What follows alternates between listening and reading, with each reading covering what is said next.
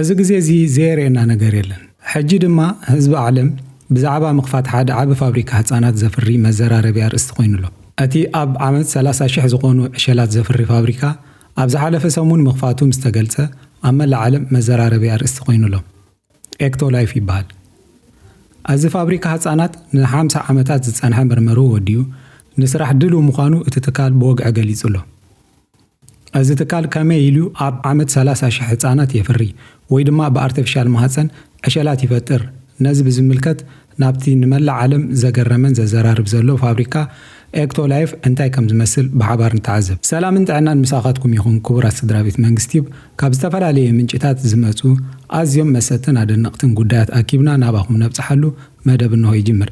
ክሳብ መወዳእታ ምሳና ክትፀንሑ መደብና ክትከታተሉ ኣብዛ ቻነል ሳብስክራይብ ብምግባር ናብ ፈተውትኩም ሼር ክትገብሩ ብኣኽብሮት እናዓደብኩ ናብ ናይ ሎም መደብ ሓልፍ።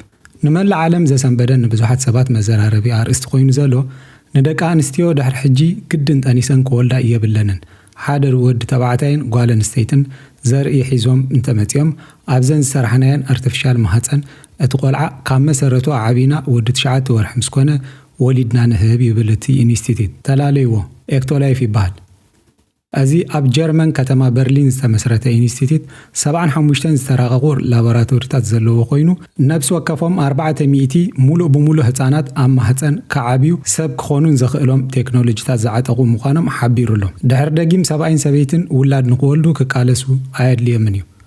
ቆልዓ ንምውላድ ኣብ ልዕሊ ሓንቲ ጓል ኣንስተይቲ ዘስዕቦ ቃንዛውን የጉድል ክብል እዚ ትካል ዘውፅኦ መግለፂ ዝሓበረ ክኸውን ከሎ ኣብዚ ንመላእ ዓለም ዘሰንበደ መግለፂ ዝገለጾ ነዚ ተጠቂሙ ውላዱ ክረክብ ዝደሊ ዝኾነ ወላዲ ውላደይ ንረኽሲ ቃልዓዶ ይኸውን ካብ ዝብል ስግኣት ዘስዕቦ ሻቅሎት ነፃ ክኸውን ናይቲ ናይ ድሕነት ኩነታት ድማ 100% ውሕስነቱ ዝተረጋገፀን እቶም ቆልዑ ከም ተፈጥሮኣዊ ኣቀማምጦኦም ዝዓብይሉ ኣርቲፊሻል ማህፀን ድማ ፍጹም ካብ ጀርምታት ነፃ እዮም። ብዝተፈላለዩ ምክንያት ቅድሚ ምውላዶም ዝሞቱ ህፃናት ከምዘይህልው ነቲ ቴክኖሎጂ ዝፈጠሩ ተመራመርቲ ይገልጹ።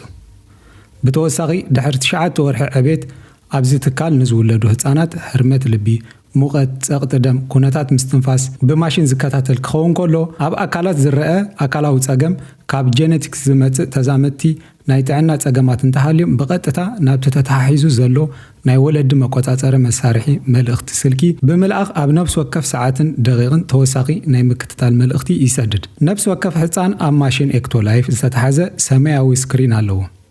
እዚ ድማ ብዛዕባ ኩነታት ጥዕና ናይቲ ህፃን ይሕብር። እዚ ስክሪን ድማ ኣብ ነብሲ ወከፍ ሰዓት ኣብ ነብሲ ወከፍ ደቂቕ ዝተሓደሰ ሓበሬታ እታ ማሽን ወለዲ ካብ ቦትኦም ኮይኖም ስርሖም እናሰርሑ ድሕንነት ደቆም ንክከታተሉ ከም ዝሕግዞም እቶም ተመራመርቲ ይዛረቡ። ክቡራት ሰማዕትና ብዛዕባ እዚ ብኣርቲፊሻል ንህፃናት ዝፍልፍል ትካል እንታይ ትብሉ? ሓሳብኩም ኣብ ኮመንት ግደፉ። ኣነ ግን ብዛዕባ እዚ መስደመም ትካል ዝያዳ ሓበሬታ ክነግረኩም ኣብዚ መዕቆቢ ንዝርከቡ ቆልዑ ገና ዝውለድሉ ግዜ ንዘይኣኸሉ ደቆም ኣብ ማህፀን እናሃለው ቋንቋ ንክቕበሉ ክለማመዱን ይኽእሎም።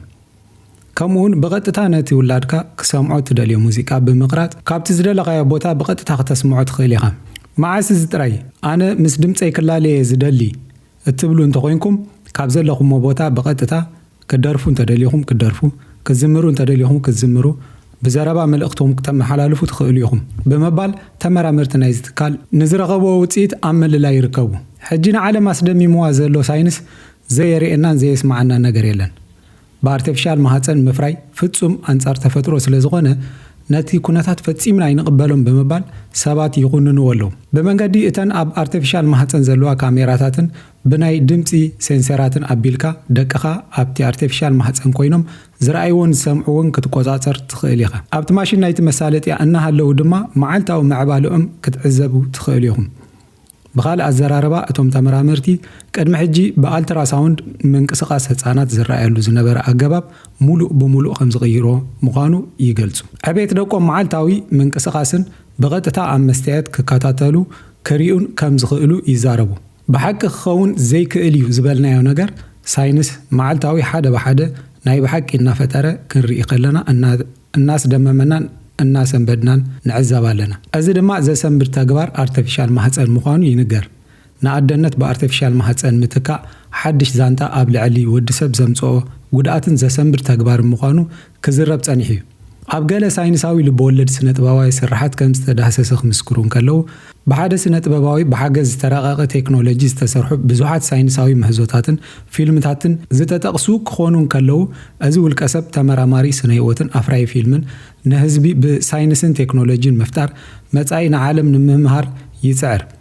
ኣብ ዝሓለፈ እዋን ስነ ጥበባዊ ስራሕቱ ተፈታውን ተቐባልነትን ዝረኸበ ብቢልዮናት ዶላራት ዝረኸበሉን ኮይኑ ስነ ጥበባዊ ስራሕቱ መዓልታዊ ብሚልዮናት ዝቁፀሩ ሰባት ኣብ ማሕበራዊ መራኸቢታት ይዕዘብዎ።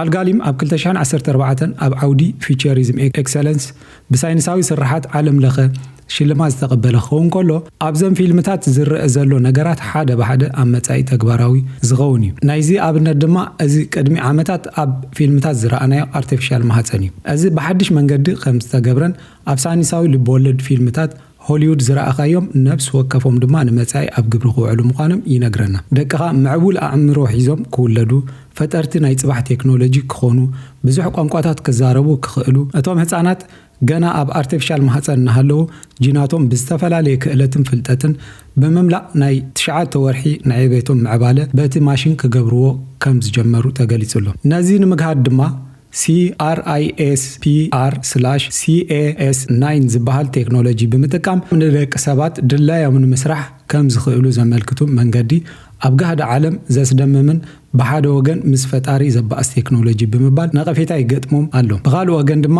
ገለ ንሳይንስ ዝድግፉ ሰባት ምስ ሕርሲ ዝተኣሳሰር ቃንዛን ኣካላዊ ለውጥን ደቂ ኣንስትዮ ዘወግድ ብሉፅ ቴክኖሎጂ ብምባል ኣጣቂዖምን ኣሎ። ካብ ኣደን ኣቦን ብዘርኢ ዝመሓላለፍ ሕማማት ሓደገኛ ናይ ጥዕና ጉድለታትን ብቴክኖሎጂ ንዝውለዱ ህፃናት ኣይፀልዎምን ስጋኣቱን ኣይኮኑን። ነብሲ ወከፍ ኣርቲፊሻል ማህፀን ብክልተ ባዮሪአክተር ዝቆመ ክኸውን ከሎ እቲ ቀዳማይ ባዮሪአክተር ነቲ ንህፃን ዝቐርብ ኦክሲጅንን ማእዛታት ብኣርቲፊሻል ገመድ ሕቑፊ ኣቢሉ ጥራይ ዘይኮነስ ልክዕ ከምቲ ኣብ ማህፀን ዘሎ ህፃን ፈሳሲ ኣሚኖኦክቲክ ፍሉድ ሓቂፉ ዝሕዝ ፈሳሲ ይመልእን ነቲ ቆልዓ ንኣካላውን ኣእምሮን ዕቤቱ ዘድሊ መግቢ ጥራይ ክወስድ ይገብር። እቲ ካልኣይ ባዮሪአክተር ድማ ዝኾነ ዓይነት ርስሓት ካብቲ ህፃን ዝወፅእ ንምእላይ ዝጥቀሙሉ ክኸውን ከሎ እቲ ርስሓት ብመንገዲ ብዝተቐናበሩ ኢንዛይማት ዝወፅእ ርስሓት ዳግም ብምሕዳስን ብጠቐምቲ ንጥረ ነገራት ብምምላእን ነቲ ኣብ ማሽን ዘሎ ህፃን ከም ብሓድሽ ከም ዝጥቀሙሉን ካብ ወፂ ዝድርብእ ዓይነት ጓሓፍ ከሂሉ ብምግባር ድማ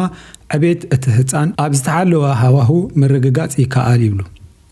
ፈጠርቲ ቴክኖሎጂ ነቲ ኩነታት ኣደናቂ ኢሎም ይነድዎ። እቲ ህፃን ኣብ ሕርሲ ወይ 9 ኣዋርሕ ኣብቲ ማሽን ምስ ፀንሐ ካብቶም ወለዲ ትፅቢት ዝግበረሉ ነገር እንተሃልዩ ነቲ ህፃን ዘድልዮም ነገራት ከም መቐበሊ ሽጎማኖ ቆልዓ ዝኣመሰሉ ነገራት ሒዝካ ኣብቲ መሳለጥያ ምህላው ጥራይ ምዃኑ እቲ ኢንስቲትዩት ገሊጹ። ምክንያቱ ደቂ ኣንስትዮ ከወልዳ ከለዋ ዝፃዕረኦ ፃዕሪ ስለዝየለ ብመጥባሕቲ ሲሴክሽን ክትሓልፍ ኣያድልያን እዩ። ስቃይ ደቂ ኣንስትዮ ሓንሳብ እናሓዋሩ ኣብቂዕ እዩ። ካብቶም ወለዲ ትፅቢት ዝግበረሉ ነገር እንተሃልዩ ኣብ ሓደ እዋን ሓደ መጠወቒ ጥራይ ምጽቃጥ እዩ። እዚ ድማ ኣብቲ ውላዶም ዘለዎ ኣርቲፊሻል ማህፀን ዝተተሓሓዘ እዩ።